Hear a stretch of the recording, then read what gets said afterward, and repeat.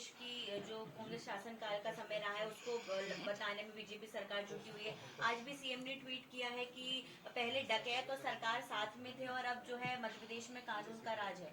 देखिए, जब तुलना की जाती है तो निश्चित रूप से उसी तुलना करना चाहिए, क्योंकि हमने काम किया है। बिजली, पानी, सड़क पर हमारी सरकार 2003 में बनी थी और हमारी सरकार ने इन तीनों क्षेत्रों में जो काम किया है वो दिख रहा है। लेकिन जब से देश में मोदी जी की सरकार बनी है, हम उन कामों को उन क्षेत्र में काम प्रारंभ किया है जिससे इस देश की पहचान थी, जिससे इस देश की अस्मिता थी और जिसमें भारत की राष्ट्रीय शिक्षा नीति पर जो काम हुआ है वो बहुत महत्वपूर्ण है। अंग्रेजों ने जिस शिक्षा नीति को नष्ट किया था, बर्बाद किया था, जो भारत की शिक्षा नीति जिसके आधार पर हम विश्व गुरु कहलाते थे, उस शिक्षा नीति को 1835 में बदला था।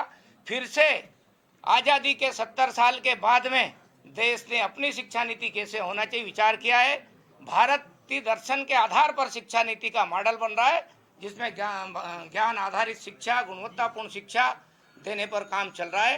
ये वैचारिक अधिष्ठान पर इस देश की संस्कृति और परंपराओं के साथ सबसे बड़ा काम साबित होने वाला है। इसलिए भारतीय जनता पार्टी की सरकारों ने प्रदेश को लेकर भी विकास किया है, लोगों के जीवन में बदलाव कैसे ले आए उसके लिए काम किया है और गाँवों में बदलाव कैसे आए। मैं जानता हूँ 2003 के पहले के गाँव में रहता था, कीचड़ युक्त गाँव थे, आज कीचड़ से मुक्त गाँव हो चुके हैं।